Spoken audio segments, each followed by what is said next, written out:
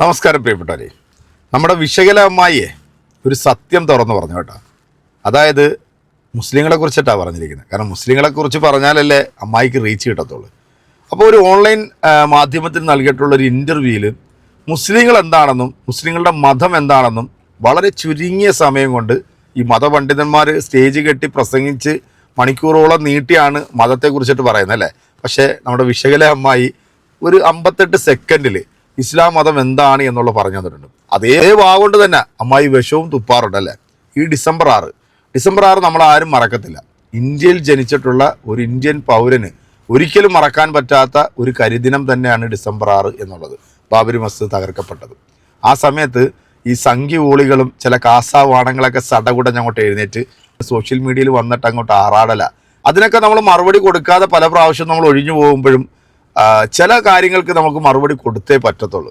കാരണം ഈ വിഷം വമിക്കുന്ന വിഷവോളികൾ ഈ രാജ്യത്ത് കിടന്ന് അഴിഞ്ഞാടുമ്പോൾ നമുക്കിതിനെക്കുറിച്ചിട്ട് പറയാതിരിക്കാൻ നിവൃത്തിയില്ല. സ്വീകരിച്ചില്ല എന്നുണ്ടെങ്കിൽ പിന്നെ നമ്മളൊക്കെ എന്തിനാണ് ഈ ഭൂമിയിൽ ജീവിച്ചിരിക്കുന്നത് അല്ലേ.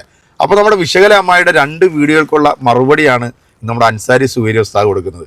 ഡിസംബർ 6 അമ്മായി എഴുതി വിട്ടിട്ടുള്ള ഒരു പോസ്റ്റ്, അതായത് പള്ളി പൊളിച്ചതുമായി ബന്ധപ്പെട്ടിട്ടുള്ള ഒരു പോസ്റ്റും, മറ്റൊന്ന് ഇസ്ലാം എന്താണെന്നും ഇസ്ലാമിലെ കാഴ്ചപ്പാടുകൾ എന്താണെന്നും അതിനെക്കുറിച്ചിട്ട് വളരെ ചുരുങ്ങിയ സമയം കൊണ്ട് അമ്മായി പറയുന്നത് കേട്ടപ്പോഴത്തേക്ക് സത്യം പറഞ്ഞാൽ വളരെ ബഹുമാനമൊക്കെ തോന്നിപ്പോയി കേട്ടോ.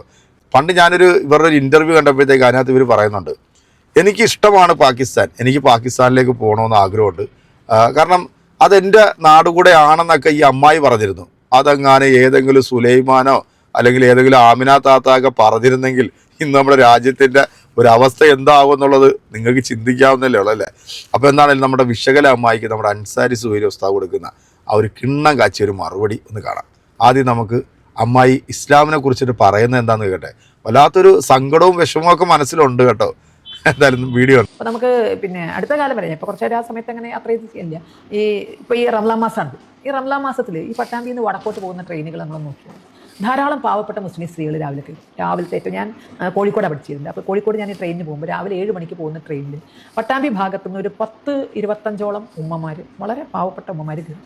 അവരുടെ ലക്ഷ്യം തിരൂര് താനൂര് ഭാഗങ്ങളിലെ സമ്പന്നരായ മുസ്ലിം സമൂഹത്തിൻ്റെ അടുത്തേക്ക് സക്കാത്ത് മേടിക്കാൻ പോവുകയാണ്.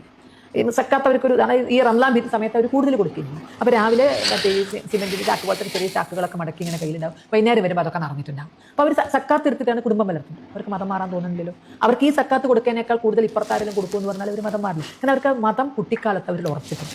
ഹൈന്ദവ സമൂഹത്തിൽ ഇത് ഉറച്ചിട്ടില്ല. ആ മതം ഉറക്കാനുള്ള ഒരു സാഹചര്യം അല്ലെങ്കിൽ അതൊരു സ്വാഭിമാനമായോ വന്നിട്ടില്ല. അൽഹംദുലില്ലാ, ഓരോ ദിനവും കഴിയുന്തോറും ശശികല ടീച്ചറുള്ള ബഹുമാനം ആദരവ് എനിക്ക് കൂടി വരികയാണ്. ജനലക്ഷങ്ങളെ സാക്ഷി നിർത്തി ഒരു ഇസ്ലാമിക പ്രഭാഷകൻ അവരോട് ഇസ്ലാമിൻ്റെ വൈവിധ്യം, ഇസ്ലാമിൻ്റെ മഹത്വം പറയുന്നതിനേക്കാൾ എത്രയോ ഹൃദയഭേദകമായി ചുരുങ്ങിയ ഒരു 56 സെക്കൻഡ് കൊണ്ട് ഇസ്ലാം മതവിശ്വാസത്തിൻ്റെ മഹത്വം എന്താണെന്നും അത് നെഞ്ചേറ്റിയ മുസ്ലിമീങ്ങൾ എങ്ങനെയാണ് അത് സമൂഹത്തിൽ പ്രതിഫലിപ്പിക്കുന്നതെന്ന് ഇതിനേക്കാൾ സിമ്പിളായിട്ട് ആർക്ക് പറഞ്ഞു തരാൻ കഴിയും? ശശികല ടീച്ചറെ, നിങ്ങൾ എൻ്റെ അടുത്തുണ്ടായിരുന്നു എങ്കിൽ നിങ്ങൾക്ക് എന്തെങ്കിലും ഉപഹാരം തരണമെന്ന് എനിക്ക് തോന്നിപ്പോയി.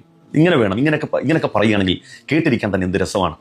ശശികല ടീച്ചർ ഈ പറഞ്ഞതിൻ്റെ ഉത്സാഹം നിങ്ങൾക്ക് മനസ്സിലായില്ലേ? ബാല്യകാലം മുതൽ അവരെ അങ്ങനെയാണ് പഠിപ്പിക്കുന്നത്. എവിടുന്ന്? നമ്മുടേതല്ലാത്ത വേദികളിൽ അവർക്ക് കിട്ടുന്ന വേദികളിലൊക്കെ മദ്രസയിൽ നിന്നാണ് തീവ്രവാദ റിക്രൂട്ട്മെന്റ് എന്നൊക്കെ അവർ പറയുമ്പോഴും മദ്രസയിൽ ഭീകരവാദം തീവ്രവാദമൊക്കെ പഠിപ്പിക്കുന്നു എന്ന് പറയുമ്പോഴും ശശികല ടീച്ചർ ഈ ഒരു ഭാഷണത്തിലൂടെ നമ്മളെ പഠിപ്പിച്ചത് എന്താണ്? മദ്രസയിൽ നിന്ന് ചെറിയ പ്രായത്തിൽ തന്നെ വിശ്വാസം അവരുടെ ഹൃദയത്തിൽ രൂഢമൂലമാക്കുന്നു എന്ന് പറഞ്ഞു. എന്താണ് ആ വിശ്വാസം? ഖാലിക്കായി നമ്മൾ സൃഷ്ടിച്ച പടച്ച തമ്പുരാൻ നമുക്ക് ധനനഷ്ടം, മാനഹാനി, ജീവഹാനിയൊക്കെ വരുത്തും.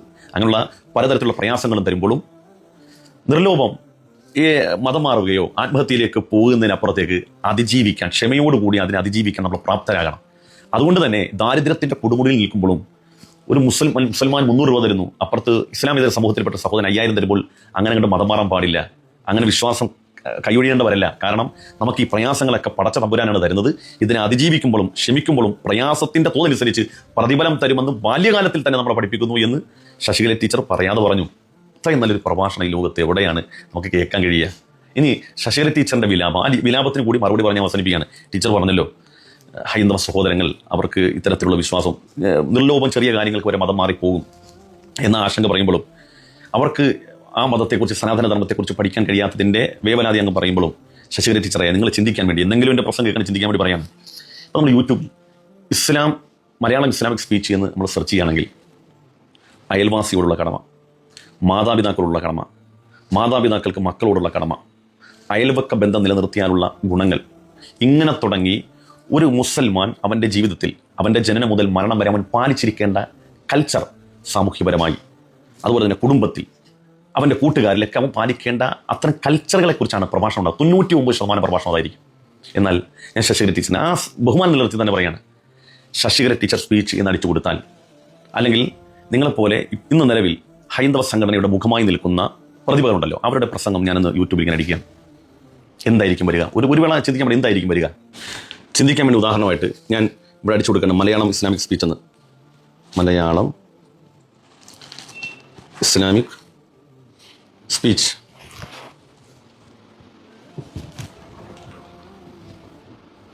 അതെ, ഒന്നാമത് കിടക്കുന്ന പ്രഭാഷണം നോക്കിയതേ, നൗഷാദ് ബാക്കവി. മനുഷ്യൻ്റെ സംസാരത്തിൽ വെച്ച് ഏറ്റവും സുഗന്ധമുള്ള സംസാരം, അഥവാ മനുഷ്യരോട് പറയുന്ന വാക്കുകൾ ഏറ്റവും മഹത്തരമായ വാക്ക്. അങ്ങനെ തുടങ്ങി അടുത്ത് നോക്കിയേ, അഹങ്കാരത്തിൻ്റെ അടയാളങ്ങൾ, അഹങ്കരിക്കാൻ പാടില്ല, അഹങ്കാരത്തിൻ്റെ അടയാളങ്ങൾ, നന്മയുള്ള ജീവിതം, അങ്ങനെ തുടങ്ങി ഒരുപാട് കൾച്ചറുകളെക്കുറിച്ച്, മനുഷ്യൻ്റെ ജീവിത കൾച്ചറുകളെക്കുറിച്ച് പറയുന്ന പ്രഭാഷകരായിരിക്കും. ഇനി ഞാൻ ശശികല ടീച്ചറിൻ്റെ പ്രസംഗം അടിച്ചു കൊടുക്കാൻ പോകണം. ശശി ഫസ്റ്റിലെ പറയുന്നത് എന്താ? മദർ തെരേസ മതം മാറ്റിക്കാൻ വന്ന കാട്ടുകള്ളി. ശശികല ടീച്ചറിൻ്റെ ഒന്നാമത്തെ പ്രസംഗമാണ് മദർ തെരേസ മതം മാറ്റാൻ വന്ന കാട്ടുകള്ളി. ധർമാർത്ഥ കാമമോക്ഷാണം ഉപദേശ സമന്വിതം പൂർവ്വവൃത്തം കഥായുക്തം ഇതിഹാസം പ്രദക്ഷതേ. ഈ ഒരു ശ്ലോകം ഈ ഒരു അവസരത്തിൽ എൻ്റെ മനസ്സിൽ ഓർമ്മ വരാനുള്ള കാരണം, ലോകത്തിലെ ഏറ്റവും വലിയ ജനാധിപത്യ മതേതര രാജ്യമായ നമ്മുടെ ഇന്ത്യ, യൂണിറ്റി ഇൻ ഡൈവേഴ്സിറ്റി, നാനാത്വത്തിൽ ഏകത്വം മുഖമുദ്രയായിട്ടുള്ള ലോകത്തെ മനുഷ്യസ്നേഹികളുടെ ഏറ്റവും വലിയ സംഘംഭൂമിയായ നമ്മുടെ ഇന്ത്യ, ആ ഇന്ത്യയിലെ ജനാധിപത്യ മതേതര വിശ്വാസികളുടെ ഹൃദയത്തിലേറ്റ ഏറ്റവും വലിയ മുറിപ്പാണ് എന്നാണെന്ന് ചോദിച്ചാൽ 1992 ബാബരി മസ്ജിദിന്റെ ധ്വംസനമാണ്. എന്നാൽ നമ്മുടെ രാജ്യത്തിന്റെ ഏറ്റവും വലിയ പരമോന്നത നീതിപീഠമായ സുപ്രീം കോടതി ബാബരി മസ്ജിദ് അയോധ്യയിൽ ഒരു വിധി കൽപ്പിച്ചു.